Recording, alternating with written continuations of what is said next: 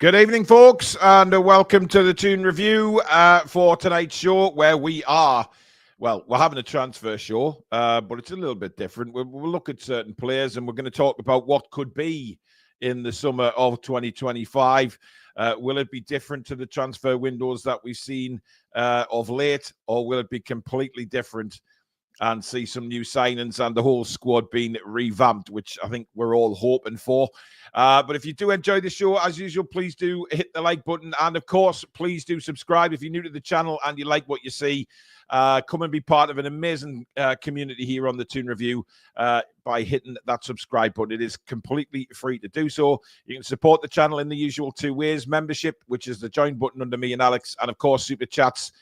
That's the $sign under the live chat, which will guarantee your comment to be read out on the show. And a massive thank you to Mamaru Records for continuing to sponsor the channel. For all your music needs, they're based in Whitley Bay, but if you can't get into Whitley Bay, check them out online. That is pinned at the top of the description. Good evening, Mr. Stato. Good evening, Mr. Paul, and the Magpie Massive, and everybody in Viewerland. Yes, indeed. Unfortunately, Sam can't join us tonight. She's got a little bit of a bug, but she's hoping that it is just a 24-hour thing. So we wish her well. Get well soon, Sam. It's the time of year for these bugs and stuff to happen. So, yeah, she's not feeling great tonight. But me and Alex will take you through the next hour discussing various things, Alex. Oh, no, you asked me at the wrong time. But those various things, yes, various things indeed. Obviously, everybody's feeling a bit down at the moment. It's fine. I'm here to give everybody a little bit of, well, maybe a slightly different perspective. Obviously, a lot of you are clever enough to figure that out on your own. But this is just a nice overview we can talk about together about some of the positives. There are things going on behind the scenes that we do know about. And then there are lots of things that also we don't know about. So we're going to try and put all of that into some context and try and pluck some positivity out of the rest of this season and the summer. I mean, look, we're talking about everybody's down. Obviously, we're down after getting hammered at Manchester City. And my, the morning show today, we highlighted the Premier League form and things like that. But in hindsight, the season isn't too bad at present as we stand. We're still within a chance of battling for the Champions League. We're still in two cup competitions, one of them being a final. It ain't a bad season by any stretch, but that could easily change. It can change for the worse, or it can change for even better. We could finally win a cup, and I think winning a cup would totally put to bed anything that goes on this season, to be honest, if we win a cup. The long dark cloud that's been over this football club for such a long time could be lifted in the next couple of weeks or months. Let me just pose this to everybody. There was a period of time, what was it, late November, early December, where we were, I think we'd hit about 14th in the league, nearly as low as Manchester United are at the moment. It was that bad. Yeah. And there were quite a lot of people on the other side of the fence as to Eddie being out. A couple of those people have popped back out the woodwork after the loss the other day. I think most people thought, right, it's just damage limitations. Let's just see what we could do. And then we went on a 9-win streak. So nobody would have predicted that. Now, I'm not suggesting that we're about to go on another 9-game win streak. However, this squad are full of surprises, and so is Eddie. So it's a little bit difficult for anybody to just say, no, it's done. Sorry, done. I'm not buying it. I'm not buying it, because when the chips were down, we pulled that December out of somewhere, and we were an absolute battering ram of a team. It did all come crashing down with some weak signs against the Wolves victory. So I'm fine. We've seen us sort of derail and get back on the rails and derail. What do you expect? We've had no proper transfers, so I'm sure we will have more positives before the season's over. Just hopefully one of those is a cup. Bob Black's in. Paul, did you not hit this morning that a cup win will not mask our league performance? No, I didn't say that at all. What I said was, and I posed the question to everybody, was, are the cup performances overshadowing what's going on in the Premier League? And the question was, how can that side play two brilliant games against Arsenal over 2 legs and then play so poorly in the Premier League? Why should it be different? What is going on? That is the question I was simply discussing this morning to see what you guys thought of that, and whether you think as well that maybe, the Premier League, the eye's been taken off a little bit, and what kind of excuse could you come up with for that performance on Saturday? Because none of the players seemingly wanted to be there, and you have to pose that question. How come you can perform against Arsenal like they did, and then the Premier League not? This is a bit different. So the period of time where we were struggling, we lost to Brighton 1-0 with Fabian Schär falling asleep. Anthony Gordon missed his pen against Everton, and we couldn't get a win there. And it was games where we were out XGing people, and we were just getting a little bit unlucky. Performances weren't fantastic, but the shots were there, and it was a little bit meh. That Man City game was not like any of those previous games I've just described. It was, and these are my words, I thought that game from our perspective was pathetic. And I think that's fair.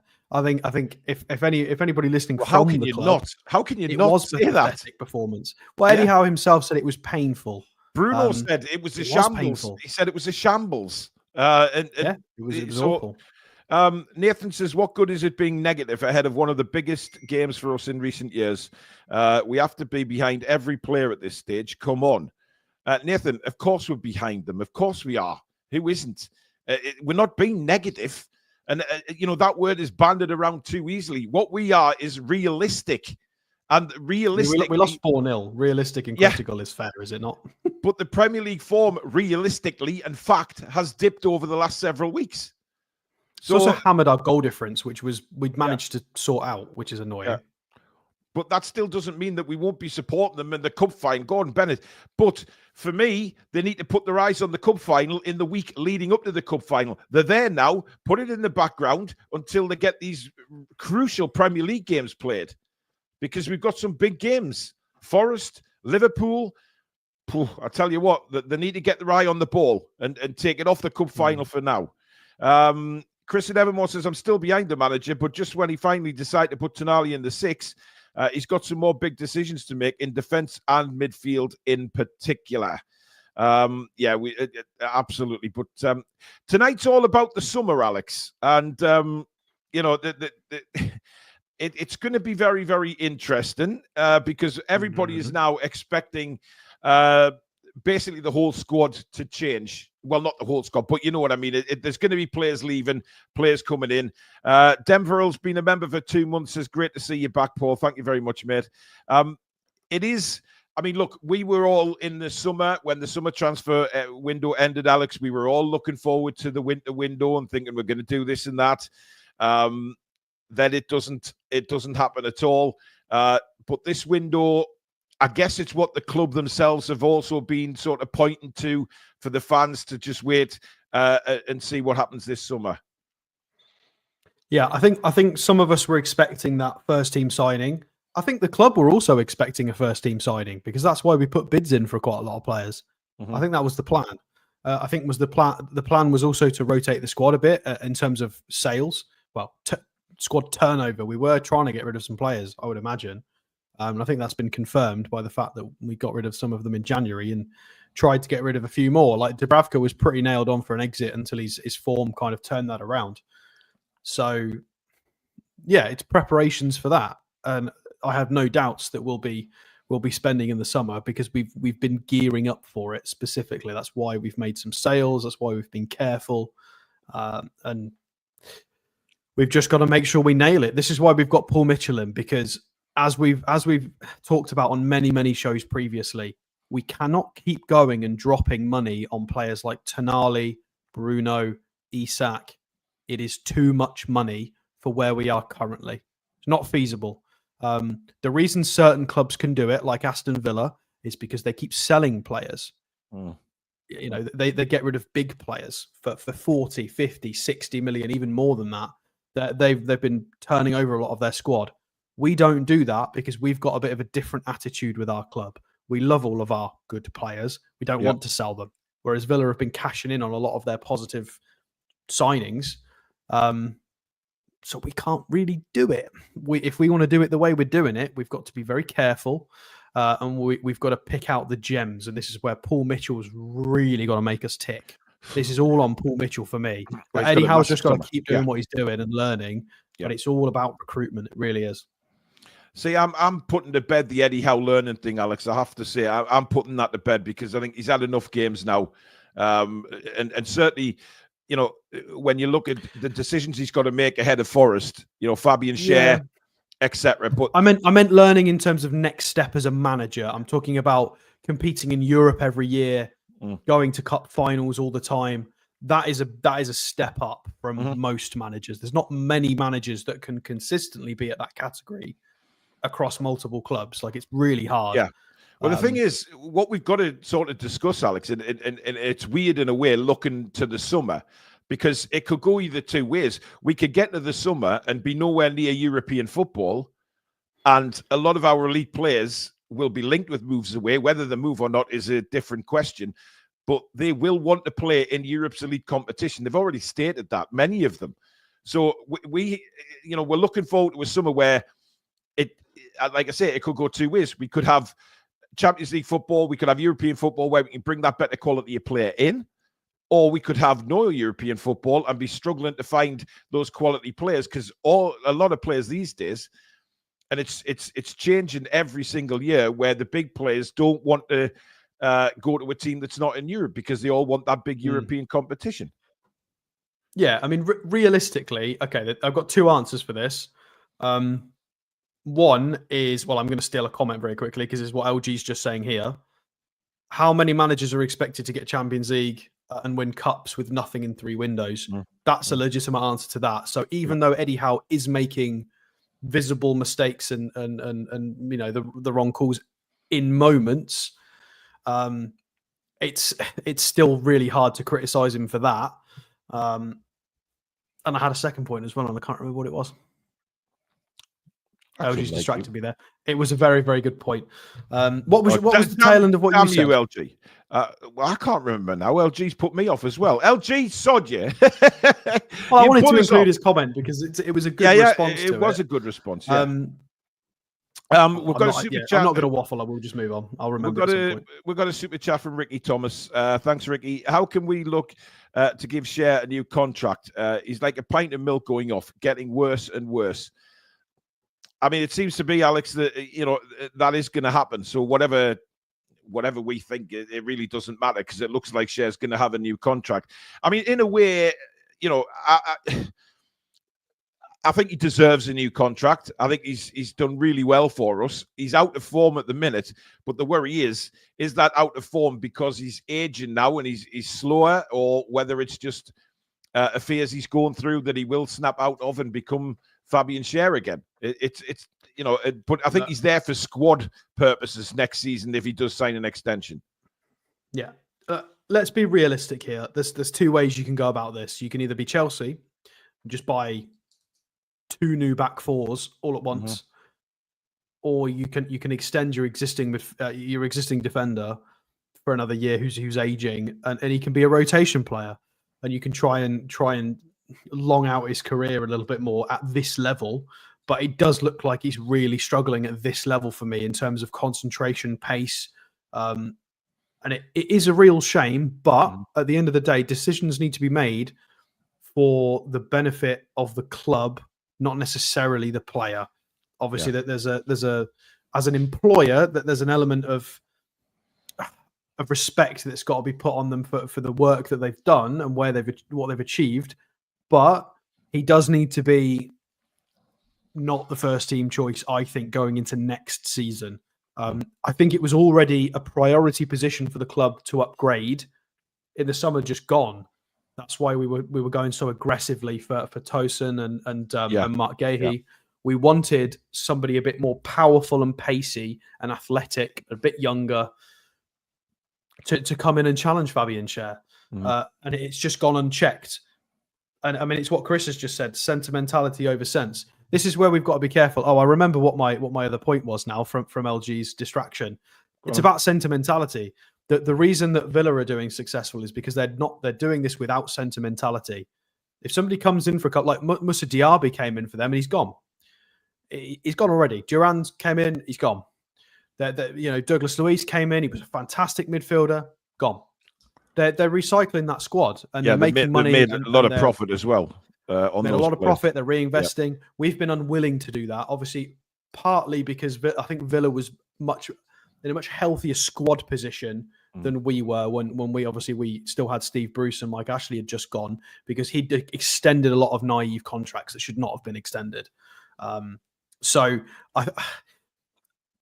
If we have to lose good players, I'm going to put it out there and say we shouldn't care as much as we seem to do. We need to put the club first. And would it be fantastic to see Bruno lift a cup with Trippier next to him? It would be, first guy in through the door of the takeover plus Bruno. We'd love it. But if it's not going to happen, it's not going to happen. I would much rather we won a trophy as a club than just do it for Bruno. Would it be nice? Yeah, it would be lovely. But I think we've got to be slightly less sentimental at times. And it's got to be a little bit ruthless, because look at the progress some other clubs are making by being a little bit more ruthless. I think we've just got... I think our approach is just a little bit off. I'm not saying we go as hard as Villa, because I think that's what makes us special as a club. That's why your Isaks and Brunos really want to stay and win something for us, because they get it, and it is different as a club, as a fan of this club. But I think we maybe need to strike a more balanced approach. That's just my take on it. But I think maybe we are a little bit too soft sometimes. Yeah. Right. So what's the first screen we're going to see tonight then, Alex? Well, you can put it up if you want. Okay. Baran Yildiz. So apparently we've already signed him. Yep. So we need to catch up. We've not done a transfer show or a catch up on these kinds. So this is a bit of everything. It's not just transfers. So please don't aggressively type that we've already signed him. I know. Baran Yildiz, unfortunately, there is sod all on him. There is not much on the internet at all. There's a couple of youth games of him from when he's like 14. I think there's one when he was an under 10 floating around on YouTube, which is useless to us because it gives us no indication of what he's like as an 18-year-old. He was playing for them. I'm going to say. I can pronounce that absolutely perfect, Alex. Have a crack, then go on. Are you ready? Genschlebergenbrigli. Spot on. Absolutely perfect. Yeah, thank you. I'm not sure what league this is in Turkey. It's not the first division. It's probably the second, I would imagine. Any division that's not got Galatasaray or Fenerbahce is not the first division. I think the top division is it not the Super League? Super. Yeah. I think it is the Super League, yeah. Yeah, so I think you could be right. Obviously, it says one there, so that would assume to me that is the next division down. Yes. He didn't. I don't even think he played for them. He was with the youth setup when we've purchased him. So there's really not a lot on him at all. But apparently he's fantastic. There's been a lot of articles about him. I don't know where people are getting all this info from because I can't really find too much. If anybody's got some good content on Yildiz, please tell me. Because I was trying to watch some gameplay and some stuff, and there is nothing. Can't find anything.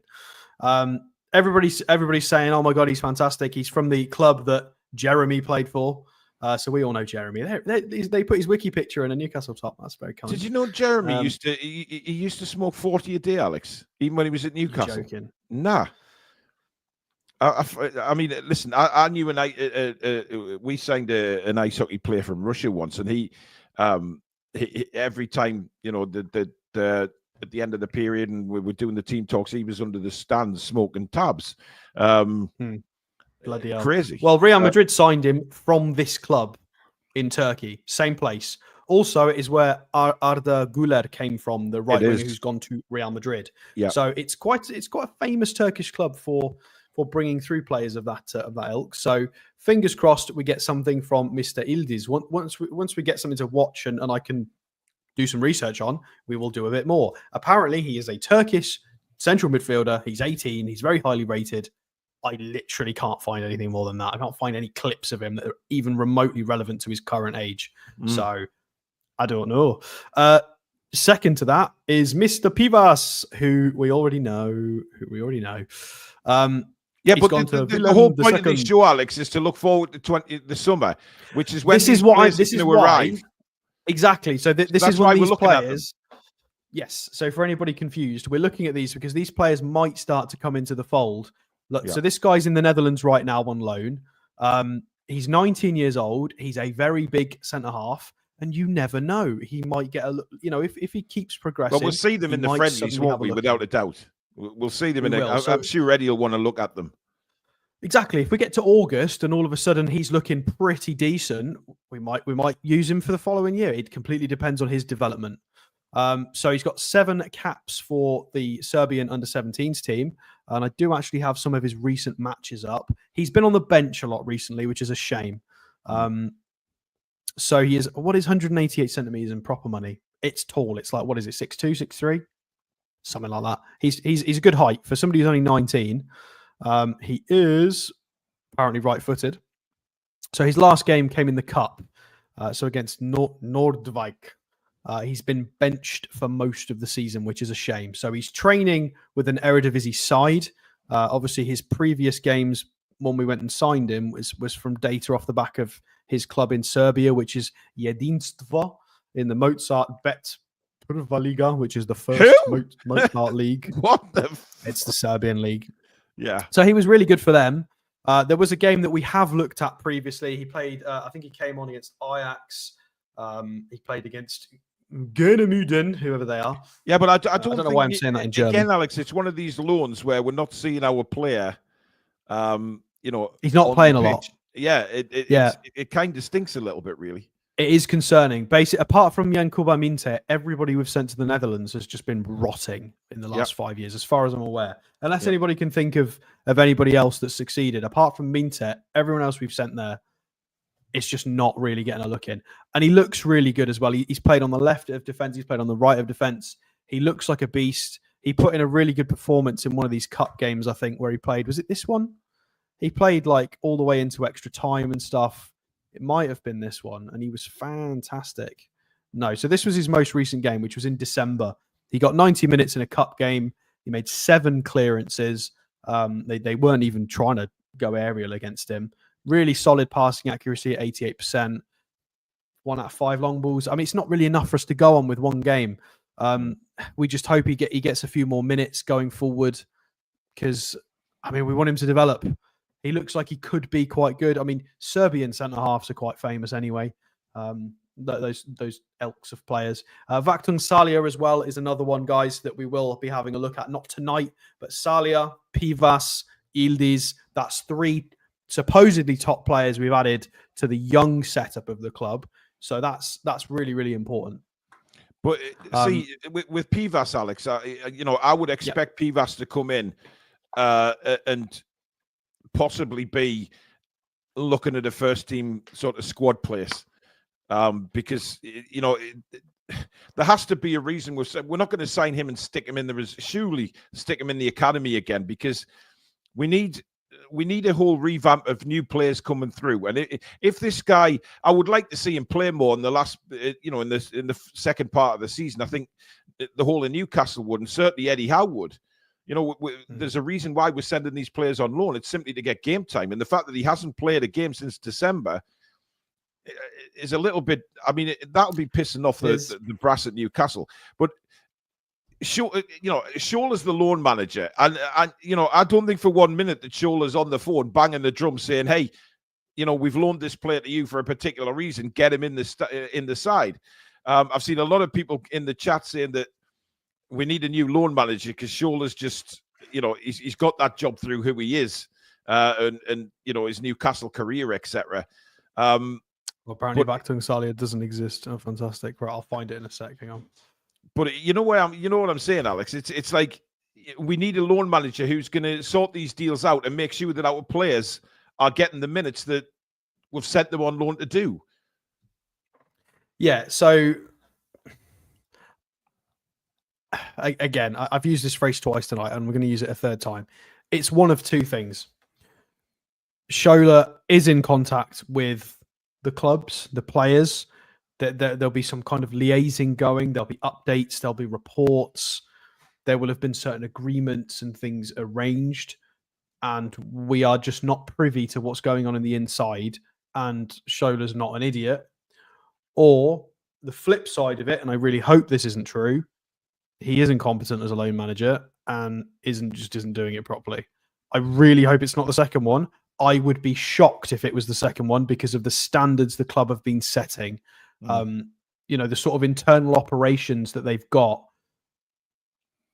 There's got to be some kind of expectation, and surely this is being vetted and overseen by somebody above Shola. So you would think that there's got to be more to it for me. I know what you're all saying, and I agree. And this is one of the things I would like maybe to be referenced at press conferences, because I haven't done too much digging. Maybe there was an injury, maybe there was a problem, maybe there's somebody else who's broken through at the club. Again, I've not dug deep enough to go there, but somebody who is a journalist who does this every day can do that. They could sit down in a press conference and they could say, Eddie, this guy has played no minutes at his loan club. This guy, no minutes at his loan club. This guy has also played no minutes at his loan club. What's Shola doing? Are these guys? Are you going to recall these people? Are you happy with the development of this? Have you been talking to Shola about this? Does Paul Mitchell know about this? Obviously it's a very hostile thing to go into a press conference with. But it is. But it's a damn sight better. Yeah. But they need to learn in comparison. Wall, surely, like what happened with him. 100%. Yeah, but in terms of a press conference, I know it's really hostile going in with that. But I would rather those questions get asked so we get information as fans instead of Louise Taylor asking about drones. Yeah, I was just about to say that. Yeah, absolutely. So, yeah, 100%. Tom says, we don't know what the situation is, Ari Shola. Everyone is making assumptions, and I think that's a little unfair. Yeah, that's true. We don't know. We don't, but at the same time, he's not making it easy for us. He is loan manager, and that's his title. And if you look at the loans that have gone out and who is performing and who isn't, some of the loans have been absolute failures. They've not been great. Listen, it could be that the players aren't good enough. The managers who've got them on loan are thinking, well, Willem in the Netherlands, they are struggling a little bit. Yeah, so maybe they don't want to risk. This is the job of the loan manager, is to ascertain what is an appropriate level of loan for that player. That is literally their job role. They should have. They should be working with player analysis and the scouts to try and figure out where is going to be a good fit to loan this person to 12 months for development, language skills, family, style compatibility. There are so many factors that are going to go into this. I can't believe a club of our stature is not doing their due diligence on all of those things. Surely not. Like, they must be. If the chairman wants us to be top of the class in everything, well, our loan situation is pretty poor. And that's generous. Yeah.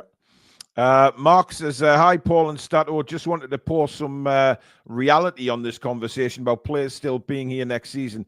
If we win nothing and finish 9th, there will be no departures of the squad, i.e. Isak, Gordon, Bruno, Tonali, Botman, Dubravka, etc., is because those very honest players will look only to themselves and their performance for why they don't play at the levels.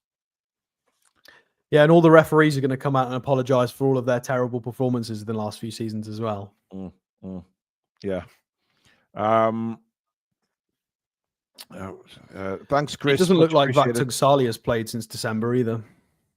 I mean, holy cow. Unless the Georgian season is not on at the moment. I don't know why it wouldn't be. Well, because maybe it's very cold, I would imagine, in Georgia over the winter. That is true. Minus $1 million and stuff like that. Clive says the project is never going to happen because PSR is stopping us spending millions on world-class players. Unless PSR is ever scrapped, teams not in the Big Six are screwed. Well, don't know about that.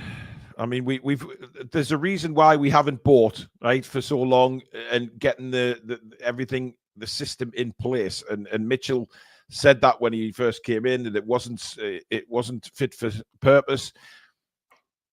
There's been a lot of questions asked, obviously, but maybe we'll get the answers in the summer, and I hope we get the answers in the summer.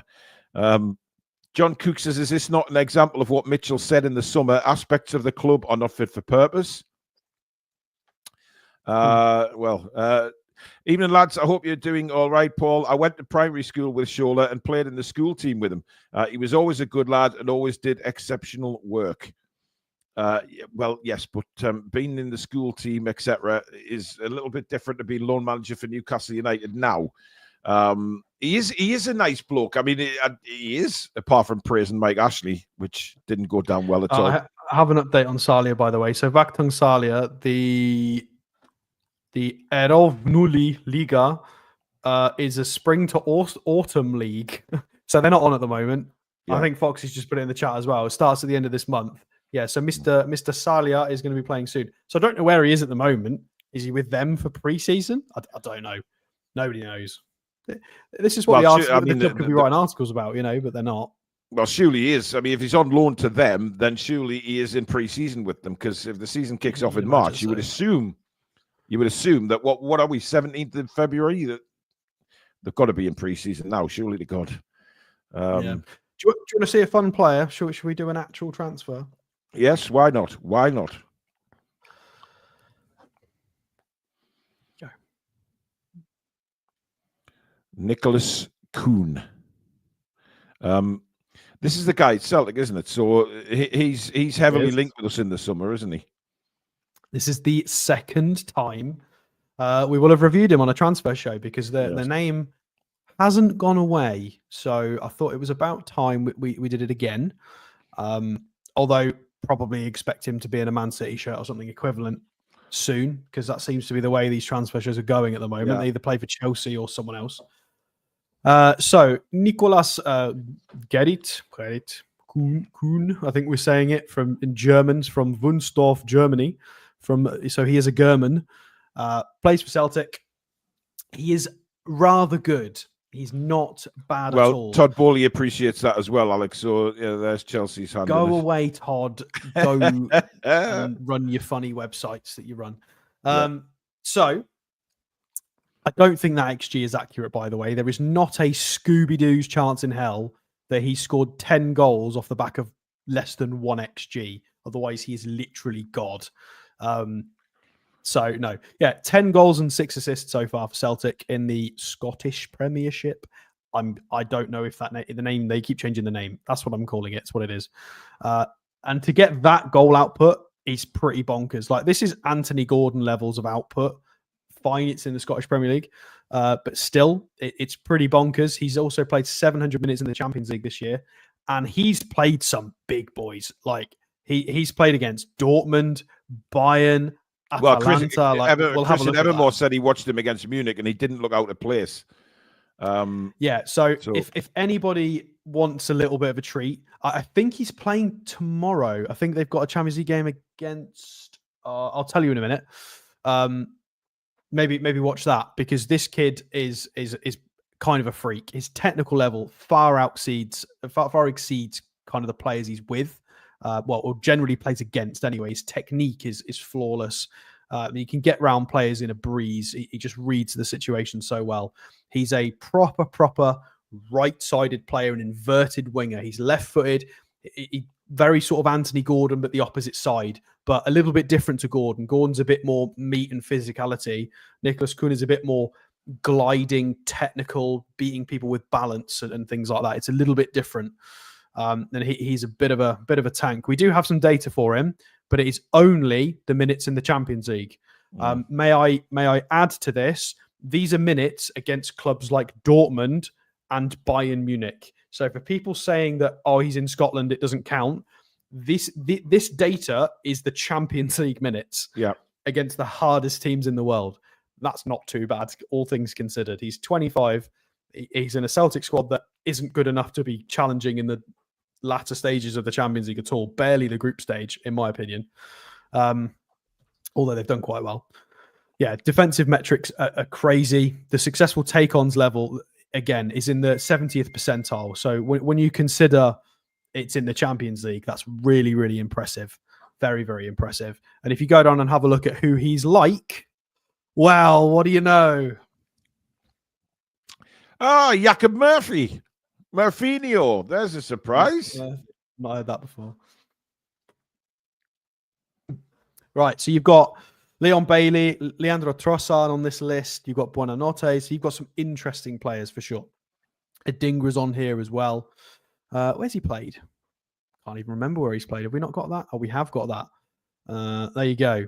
So he's played for the same club that Joe Linton has. So Leipzig under 17s, under 19s. There might be a chance as well that Paul Mitchell knows him.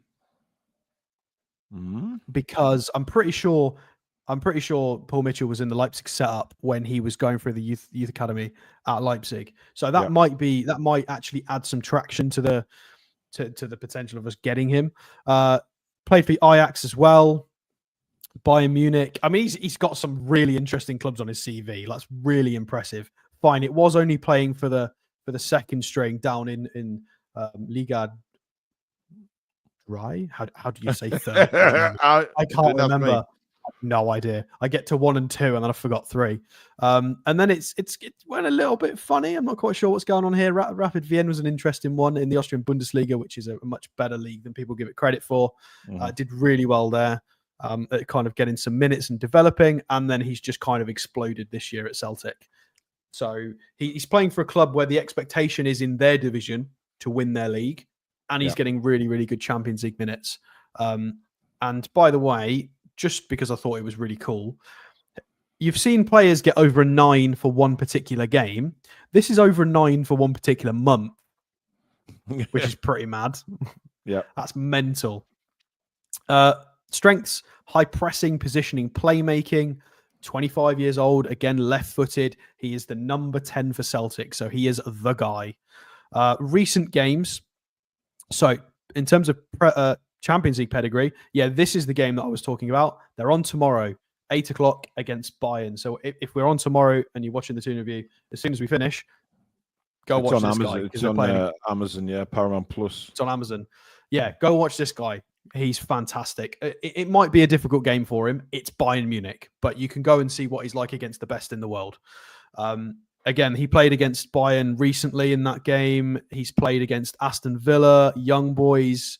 And then if we go back to the previous page, he's got minutes against Dynamo Zagreb. He scored in a win against Rangers in the League Cup. What else has he got? There's more Champions League in here somewhere. If we go back, they did get absolutely embarrassed by Dortmund, which is, it's Dortmund. Yeah.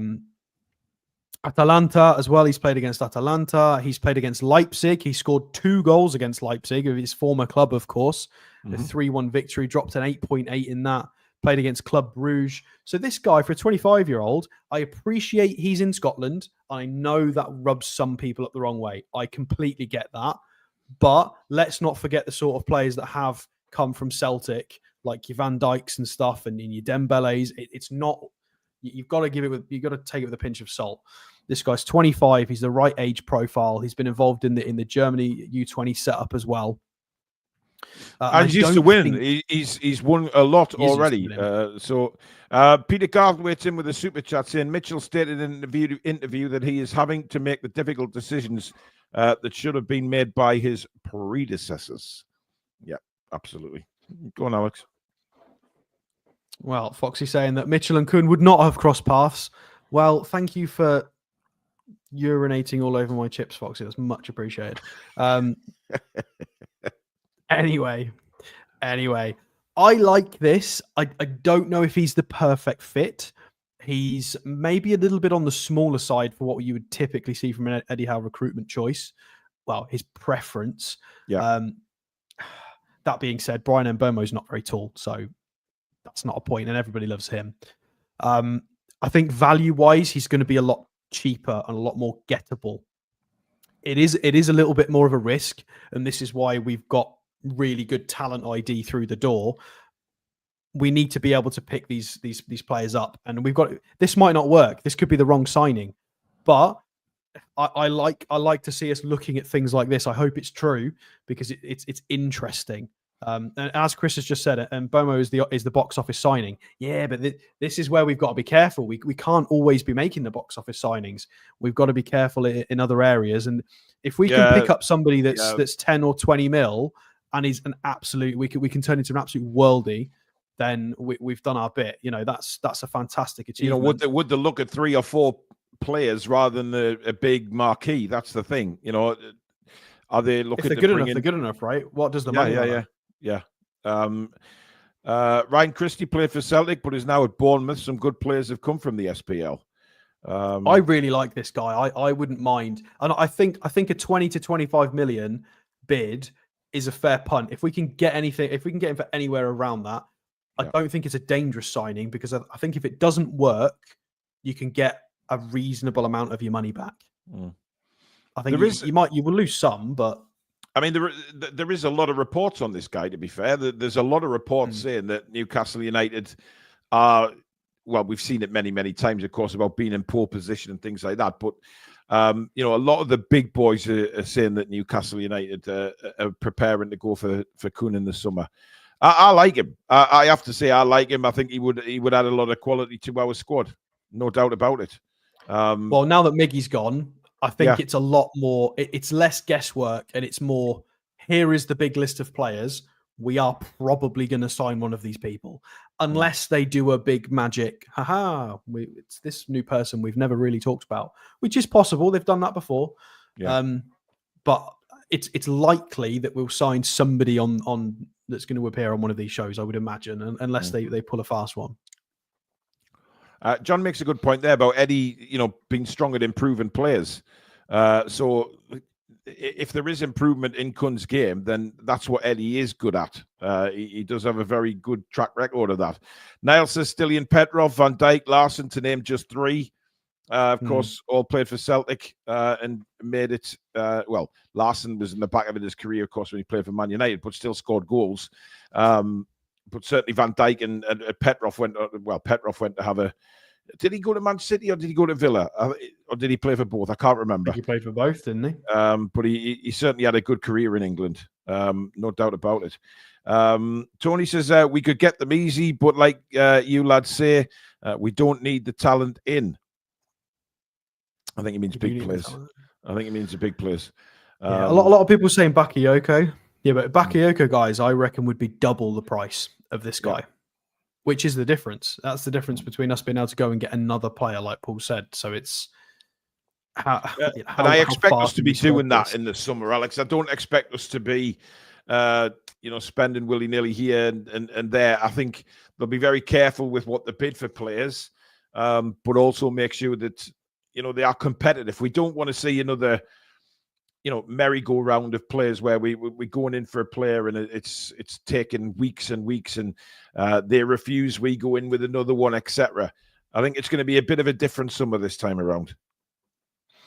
Yeah, I mean, I think recruitment is a very divisive topic, because you've got Harvey Barnes, who was peak age, Premier League proven, done really well with Leicester, all this hype about him. And I think it's pretty fair. I think he's had quite an underwhelming time at Newcastle so far. I don't think that's super controversial to say that. I think we were expecting more. I think maybe he would be expecting more out of his time as well. I would much rather, instead of going 40 mil for somebody like that, we went 20, 25 mil for somebody who we have to develop a bit. Yeah. And if it goes wrong, it was less of a risk financially. And I get that you want to be signing things that are more of a sure thing. But that's the whole point in having a coach that's good at developing players, and a good scout. Well, I say scouting, that the entire recruitment setup with Paul Mitchell at the helm.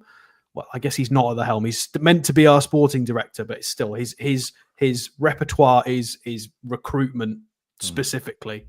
So I'd rather we went in that direction with more interesting bids, like a Brighton version 2, like a better Brighton, if that makes sense. But maybe not just stealing people from South America. Yvonne says, I remember Keegan buying players nobody heard of, but they became worldies. It can be done. Yeah, he did. I mean, he brought some very good players in who we hadn't necessarily heard of and turned out to be absolutely fantastic. Peter Garthwaite with the super chat saying, if we don't get Europe, Eddie Howe won't be coaching him. David with a super chat says, Alex, could you look at Joel Ordonez? He was linked. Yes. Not right now, but I mean, I can write that down. Yeah. I really need to have my notepad with me, don't I? Yeah, well, you normally do, Alex. It's disappointing to know that you don't. It's normally there right in front of you. Been very busy today. Been putting all of this together. Uncle Buzzcock says the next 3 weeks are make and break for the season. Could lose a final, be out of the FA Cup and mid-table for the first trophy in however many years. Yeah, exactly. Paul says, where on earth did Philip Albert come from? More of those buys would be lovely. Paul Geordie says, Celtic have always had a great scouting and purchase team for many years, but had Kane gone there, they'd still lose the league. LG says Eddie won't go anywhere as they have to give him. They've given him no money for 2 seasons, so yeah, that's true. There's no way they can sack him. Not after what they've done to him recruitment wise. Like they've completely. I mean, it wasn't him; it was the previous regime. But it's unless the wheels completely fall off, then he would have to go. But what do you want him to do? You're not bought him any players. Exactly. Right. Well, what are we looking at next then? We have an interesting one. Oh, a very interesting one. We need a drum roll. I know we do. I'm going to get one of them sound boxes, that I can plug into me. We do need one thing here, and then I can just press a Stream Deck. We need a Stream Deck. No, I've got a Stream Deck, but the problem is I plug my Stream Deck in, and it freezes my camera. But there is something else out there just that I can hit a little button and play different tunes and different sound effects and things like that. So right, go on then. What are we looking at now? You got to put it up. You do the buttons. I get told off if I do the buttons. That's very true. I didn't know it was ready though. But there you go. Antonio Cordero. Antonio Cordero. Yes, Antonito, as people call him. Yeah. This is an exciting one for me because he plays for Malaga in Spain. So this is a club that I have quite a connection to, as I did used to live there when I was young. So I'm quite excited that this came from Craig Hope originally, that we were about. I mean, what did he say? I don't want to misquote him. That we were ready to sign a pre-contract or close to, looking at something like that. I mean, sorry, Craig, if I've misquoted you there, but it was something along those lines. 18-year-old tricky winger. He does kind of play the Anthony Gordon position. It doesn't matter. It doesn't matter. He's 18. It's fine. We can buy young players for those kinds of roles. It's no bother. So Malaga did get promoted. So they are in the second league of Spain. Yeah, for people who didn't know, they did drop all the way down to the third division, which was a horrible run for them. Yeah. Catastrophic. So they're back in the second league. So he does play on the left wing. There is a lot of Anthony Gordon in his game. And I just mean mannerisms. And he's definitely not got the same physicality. He's still very slight, but I think he's quite physically impressive for playing in a men's league. For being 18 years old, he's got to try and do the rough and tumble against people who are 26, 7, 8, 9, 30 years old. Yeah. And he's doing fine. He rides tackles really well. He keeps going. Very, very different in terms of a Spanish winger. In terms of the tricks, it's not necessarily just about technique and body feints. He rides tackles really well. He's got a bit of oomph about him, which suggests maybe that's able to translate into a more physical league. But he still is only 18 years old, and you would imagine he would stay at Malaga for the rest of the season. So this is a nice bit of data. His December was rather good. He scored against Eldense here in a 3-0 win with an 8.1 rating. He scored against, we got an assist against Sporting, a draw. He got an assist in against Deportivo as well. He was involved in the Spain U19 setup, which again, Spain, unfortunately, are the European champions because we messed up. Southgate. So the fact that he's playing for these, well, he didn't play, but he was in the squad, so he's obviously highly rated. He's in the upper end, especially considering he's playing for a team that's not in the top flight in Spain. He's impressive, and he's not had a very good January and February so far. I was just going to skirt over that there, Alex. But yeah, I mean, he's young. It's fine. It is what it is. He didn't do very well. He is a scenario for you, Alex. Looking at where he plays, obviously, currently is Anthony Gordon and Harvey Barnes. Is it a possibility that Newcastle may be looking to offload Harvey Barnes if this guy comes in? No, I don't think there's a decision at all. No, I think this is just youth recruitment for the sake of youth recruitment for positions and people who are available, fit the right profiles. Absolutely not. I think we just need to start getting into the business of recruiting good players because good players are good to recruit. Whether we can integrate them into our team because we've profiled them properly, or if not, we can sell them. Mm-hmm. It's one of the two. We need to start doing this, and it's what Paul Mitchell has started doing. The recruitment's been really good at youth level for a little while now. We've started bringing in some really interesting profiles of players. So hopefully not as many Garan Qualls and more of the Yankuba Minte kind of signings. I appreciate that wasn't Paul Mitchell, but still. If we go and have a look at his transfer marks, there he is, Jerez de la Frontera. So that is not in Malaga. He's from. He's got going on there, by the way. I know, with his earrings and everything. He reminds me of the Malagan people from 25 years ago with their earrings and stuff. Andy Lucas, for anybody who's lived in Spain before, it definitely reminds me of them. So that is not in Malaga. That's at the other side. That's like drive past Gibraltar and keep going quite a lot. It's over that side. So still the Andalusia. Review, ladies and gentlemen, your place for geographic content. Exactly. And as Foxy has mentioned, yes, he's been at Betis. He's been at some other places as well. I can't remember where else he's been at. Is it Sevilla? I mean, basically everywhere in Andalusia. I mean, it doesn't say Sevilla on here, but it's very possible. Part of San Felix as well. San Felix, I'm pretty sure I thought that was part of Malaga, but then they weren't part of Malaga. They've had connections previously in the past as a youth setup. And then he was at Atlético Malagueño, which is the Malaga's proper youth setup. Yeah. And then he's gone through into the full team. So I mean, it's interesting. Here's his appearances so far. You got 25 appearances with 4 goals.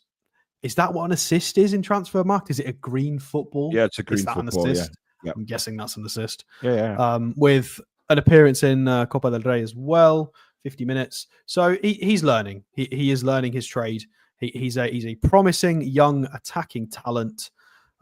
He's valued at international level as well in the youth setup. I don't mind guys like this. This could be a very, very good player for free in the summer, without a shadow of a doubt. I certainly don't mind us going for these kind of players. Like you say, he's learning his trade. Yes, the Spanish. Well, actually, the Spanish second division has a lot of big teams in there. Big teams that have fallen from grace over the years.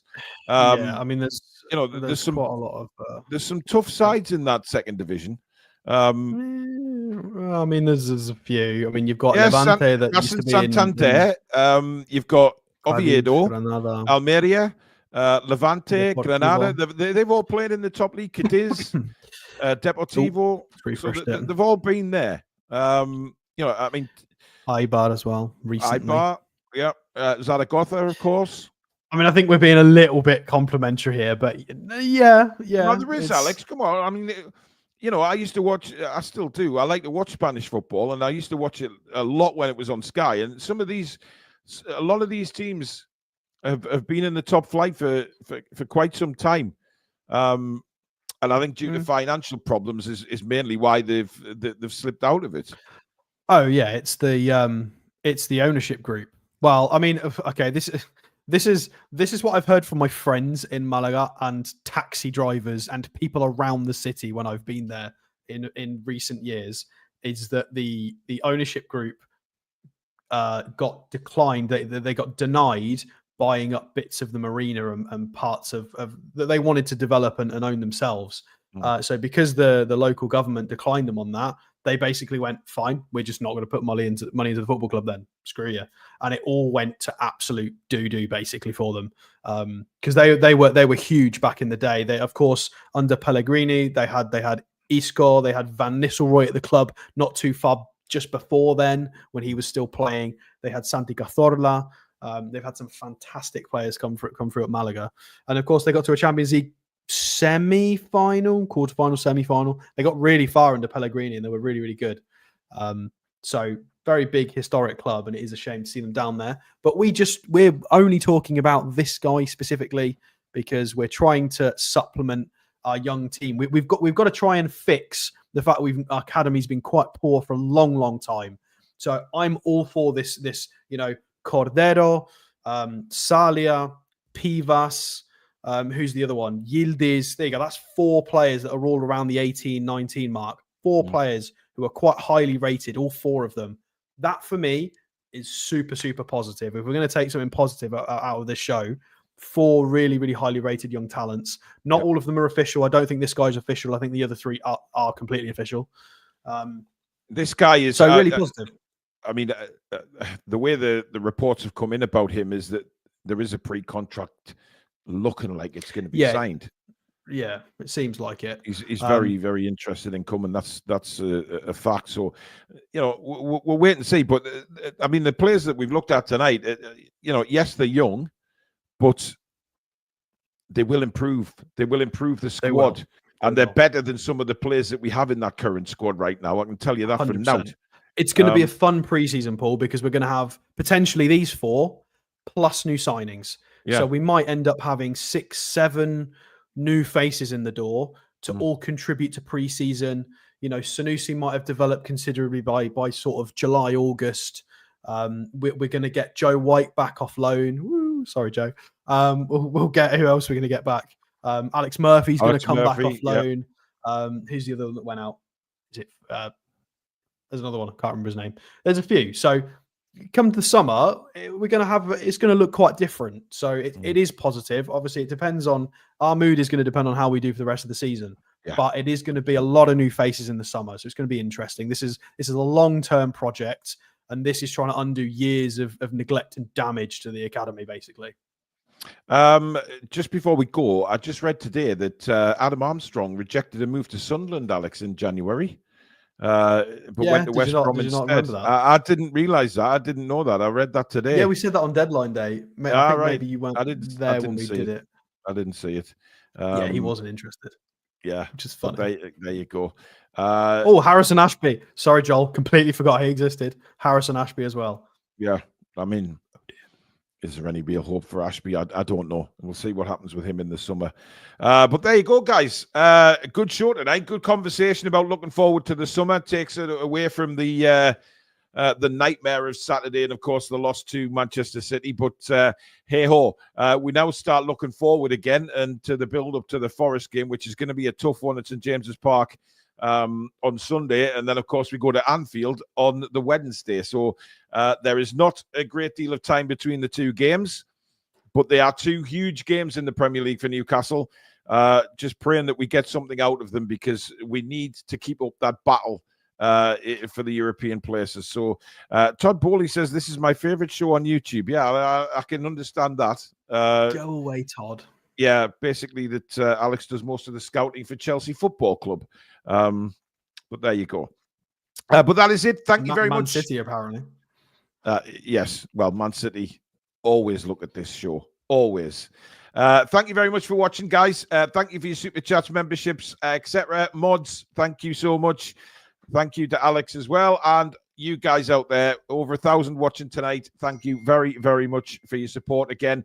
If you are watching this on a rerun or you haven't already done so, please hit the like button. And, of course, subscribe if you're new to the channel and be part of this rapidly growing channel and fantastic community that we have. But in the meantime, we will see you again very soon. Have a good night, guys. Take care. Away the lads and lasses. Come back and check out some green.